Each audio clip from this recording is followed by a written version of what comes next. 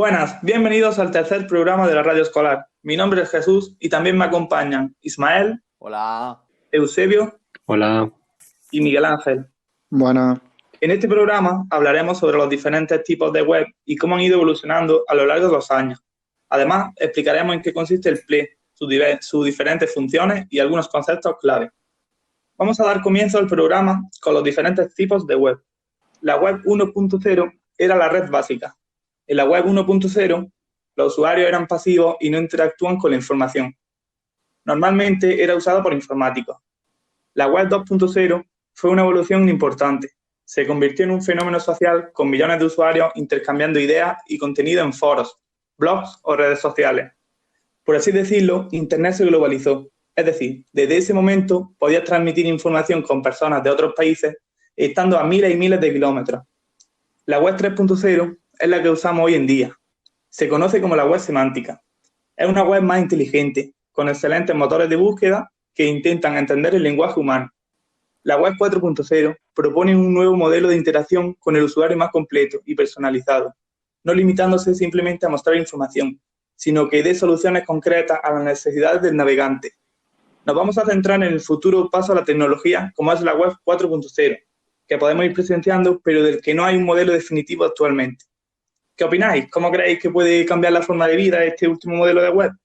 Bueno, Jesús, pues como tú has dicho de los 4 tipos de web, la verdad es que la web 4.0 ya se va acercando más a un ser humano. Y es que a mí me parece bastante increíble que ya en un futuro no muy lejano nos realicen actividades las máquinas por nosotros de manera completa. Es decir, actividades que suelen ser tan básicas como, por ejemplo, llamar a un taxi y que sea el propio aparato, la propia máquina, la que nos llame al taxi y nos lo lleve a nuestra y ya le dé la señal para que venga a nuestra casa. ¿Eso qué implica? Pues que le estamos dando mucha información, que la máquina sabe dónde vivimos, si estamos en ese momento o no, mantiene una escucha activa el aparato durante un montón de tiempo y perdemos de mi punto de vista, perdemos la privacidad y la libertad de esos momentos a solas, entre comillas, o de contar a alguien algo. Porque si tenemos un aparato que nos escucha constantemente, se puede utilizar en nuestra contra en caso de que no se lo utilicen para malos fines de escucharnos y saber lo que decimos y saber lo que nos gusta y saber lo que queremos. Porque al final toda esa información se queda guardada en unos ordenadores y que saben lo que queremos y lo que hacemos y lo que nos gusta y lo que no. Yo coincido con lo que ha dicho Ismael. La verdad que veo un gran avance el hecho de que, por ejemplo, si tú quieres un taxi, pues que no te haga falta ni llamarlo, o por ejemplo, tú te pones enfermo y el teléfono te lo marca directamente y te manda una ambulancia. Creo que eso es un gran avance, pero creo también que tienen mucha información nuestra y creo que prácticamente invaden nuestra privacidad y nuestra intimidad. Y creo que eso es algo que a la gente, por ejemplo a mí, pues no lo veo conveniente, no lo veo adecuado. Al final es que hemos llegado a permitir que tengamos siempre dentro de nuestra casa, de nuestro ambiente, de nuestra privacidad, tengamos alguien o algo que sabe lo que estamos haciendo. Me reitero, es que es increíble que ya no se pueda, tengamos hasta que escondernos de esos aparatos para contar algo que no queremos que se entere nadie, por ejemplo. Sí, pero a mí en esas situaciones, por ejemplo, la que ha comentado Miguel Ángel, ¿no crees que, bueno, sí te limita de que al final tiene mucha información sobre ti, ya es como si fuese parte de ti y te conoce, pero gracias a eso te puede salvar la vida? Entonces, creo que a lo mejor si te permite eso, porque imagínate eso, que una persona es propensa al ataque al corazón y cuando subes demasiado las pulsaciones, que ya está a punto de ataque al corazón, tu móvil se comunica con un hospital para mandarte una ambulancia y te manda la ubicación donde está. Al final creo que sí, te puede conocer y puede haber demasiada información sobre ti, pero en algunos casos puede salvarte la vida. Y en ese sentido, sí, creo que es bastante interesante al final ese recurso por parte de la web. Ya, pero perdona que te interrumpa, es que hay ya soluciones a ese tipo de necesidades que, claro, vistas desde ese modo, cualquiera diría, pues sí, es una suerte que tengamos alguien que nos tome una máquina que nos tome las pulsaciones y en un momento de parada cardíaca nos pueda llamar a una ambulancia. Pero ya existe un botón que está puesto por Salud Responde, por ejemplo, aquí en Andalucía, y tú dándole al botón automáticamente te contacta con un servicio médico y te mandan, te localizan y te mandan una ambulancia o lo que necesites a casa. Entonces, realmente ya tenemos esa solución más o menos inventada. Sin embargo, el tener una máquina que nos escucha, nos controla, no solo te controla para cuando tiene una parada cardíaca, sino para todo en lo que hace. Entonces, ¿qué pesa más? El buscar una solución a ese tipo de necesidades o que nos escuchen todo el rato. ¿Qué es en una balanza, qué sería mejor? Al final, ¿cuántos pros y cuántas contras tenemos? A ver, yo el botón que comenta lo conozco porque mi abuelo lo tiene y yo es que le veo bastante problema al botón, en su utilización. Creo que aún está como muy prototipo porque al final sí tú pulsas el botón pero no te viene directamente, te contacta con una persona que a lo mejor esa persona tarda en llamarte y a lo mejor no se comunica bien contigo porque a ti ya has tenido el problema y está en el suelo y ya no puedes hablar con la persona porque te está dando un ataque al corazón. Claro, Entonces, es al decir, al final final yo lo del creo que ejemplo, también es un avance de, por ejemplo, de esa utilización del botón que es bastante buena, interesante, pero creo que este es un paso más. Porque al final te quita de mucha intervención de otras personas y es directamente entre contigo y en este caso pues el hospital o lo que sea. sí, Y entiendo, pero es decir, lo del botón es un ejemplo, pero que sí es verdad que podemos buscar otros métodos que no nos controlen únicamente, es decir, que nos controlen únicamente servicios que realmente necesitemos, no que ampliemos ese círculo de escucha a todo lo que hacemos en nuestra vida diaria. Es a lo que yo me sí, quiero referir. sí, al final yo creo que también pues deberían de proporcionar un límite que tú puedas marcarlo, de como dices, al final que Claro, a conozcan lo lo que mejor para tú las quieras. Eso, pulsaciones, claro. en eso sí estoy de acuerdo, al final que te deben de ofrecer una limitación que tú aceptas o no aceptas. Pero yo creo que si me puede salvar la vida, yo sí aceptaría en ese caso, por ejemplo. Sí, en ese sí. Una vez que hemos dado a conocer los distintos tipos de web, pasamos a un tema muy complejo como es el entorno personal de aprendizaje. El entorno personal de aprendizaje es el conjunto de elementos tales como recursos, actividades y fuentes de información utilizados para la gestión del aprendizaje personal. En vuestra opinión, ¿cuáles fueron vuestros primeros entornos de aprendizaje? Pues mi primer entorno de aprendizaje yo creo que puedo decir que fue mi familia desde pequeño, mis amigos, los primeros profesores que tuve tanto en guardería como en la escuela y pues todas esas personas o todos esos recursos que he tenido, a los que he tenido acceso desde muy pequeño y que han contribuido para desarrollar y mejorar mi aprendizaje hasta hoy.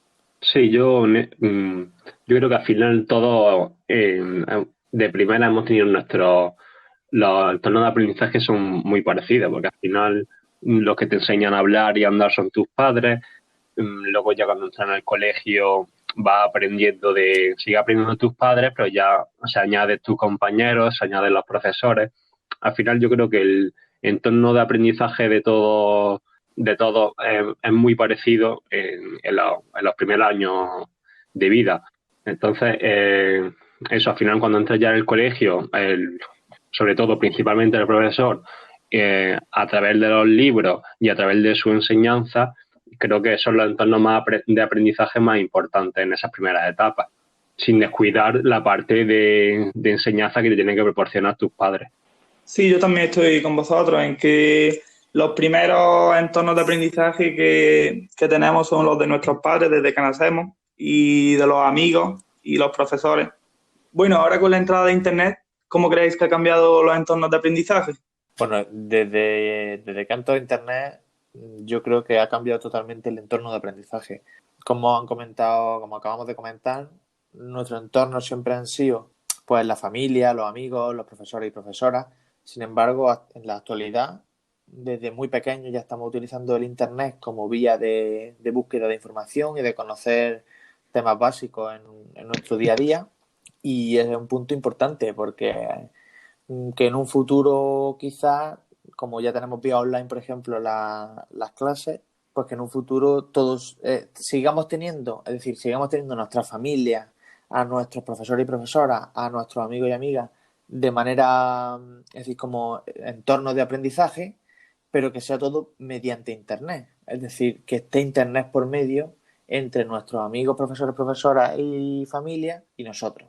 Sí, a mí con la entrada de Internet, sobre todo lo que me llama la atención al final es como tu entorno de aprendizaje cambia y también, por así decirlo, lo personaliza, porque al final te metes en páginas web o buscas información de al final temas que son los que a ti te interesan, aparte de los que sigues aprendiendo por parte de los estudios, pero a lo mejor dentro de los estudios hay temas que no son tan interesantes para ti, pero fuera del proceso de la enseñanza en la clase o de los profesores, puedes encontrar nuevos procesos de aprendizaje que que te interesen más sobre temas importantes. Y dentro de eso también creo que me llama mucho la atención como al final personas o pueden ser importantes dentro de tu aprendizaje, pero que son personas que aún tú ni los conoces, ni has estado con ellos.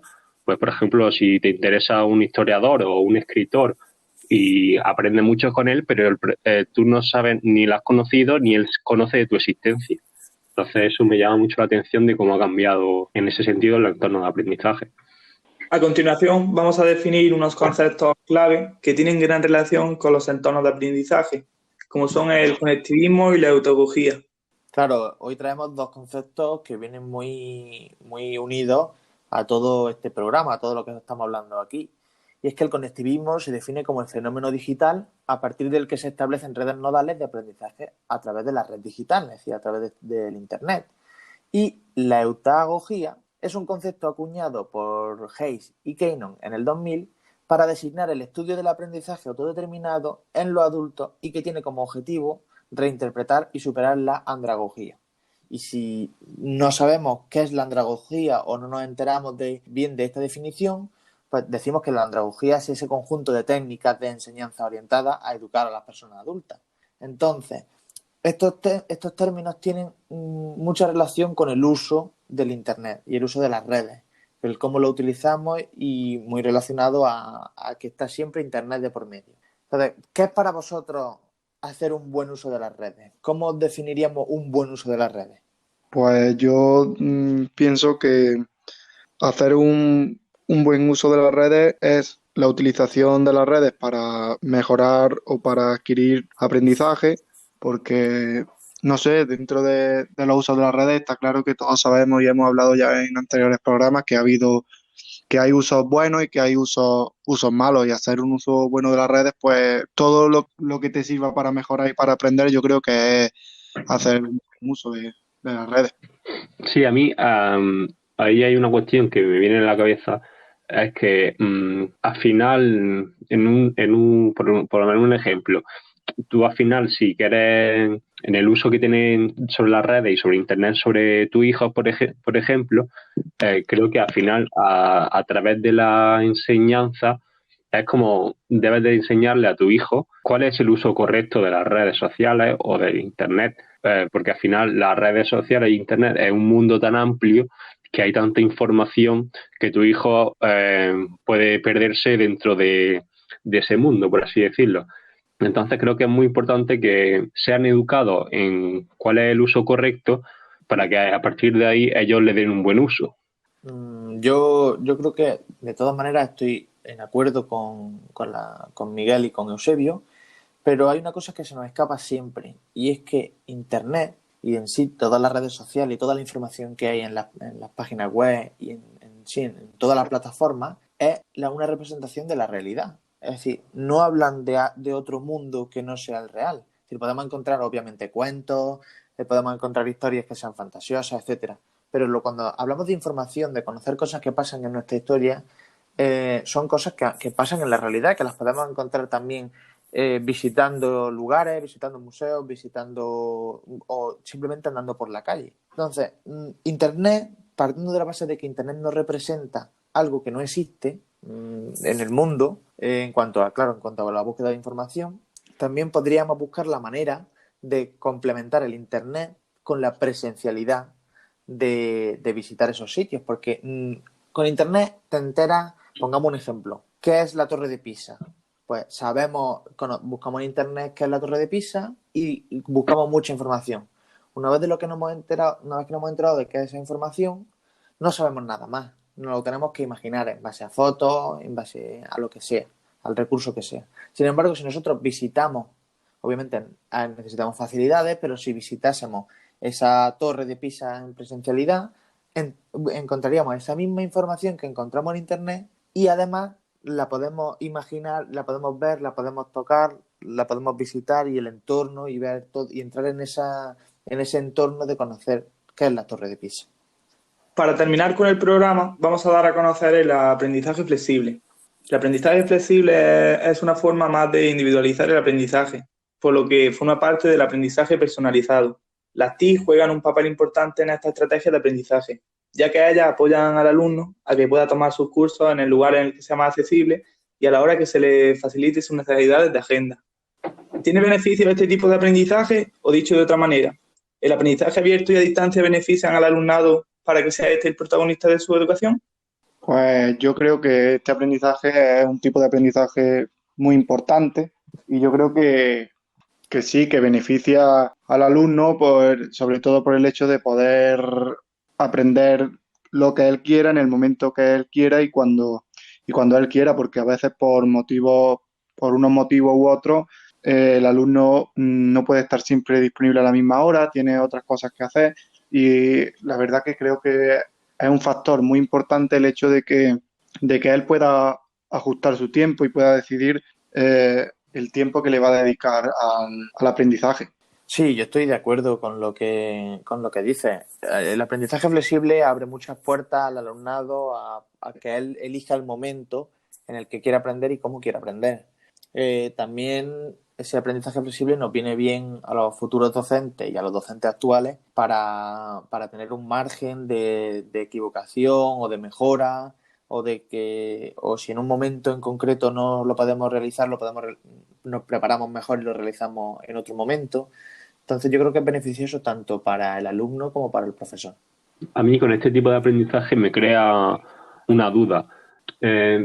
Principalmente que al dejar tan abierto cómo, cuándo y dónde quiere aprender el alumno, puede llegar a cabo que al final no aprenda, ¿sabes? Por así decirlo, si manda un trabajo y no pone cómo hay que hacerlo o cuándo hay que entregarlo, y al final hay tanta libertad que el alumno no sepa del todo bien cómo tiene que hacerlo y cuándo entregarlo, que al final se le pase y no lo entregue, por así decirlo. Claro, te refieres a que no haya una guía Claro, que no haya una guía al final. Que hay tanta libertad en el proceso que al final el alumno dentro del proceso se pierde.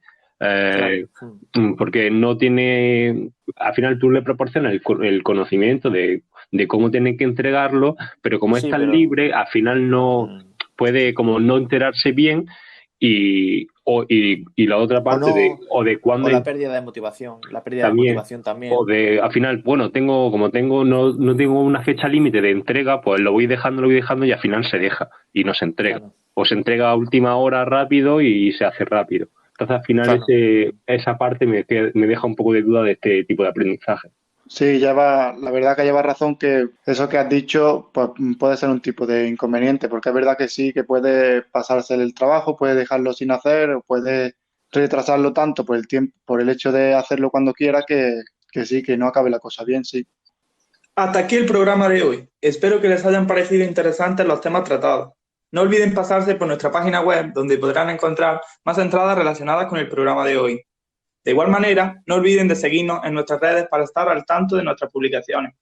Nos vemos próximamente con el 4º programa de la Radio Escolar. Un saludo. Saludo. Un saludo. Saludo.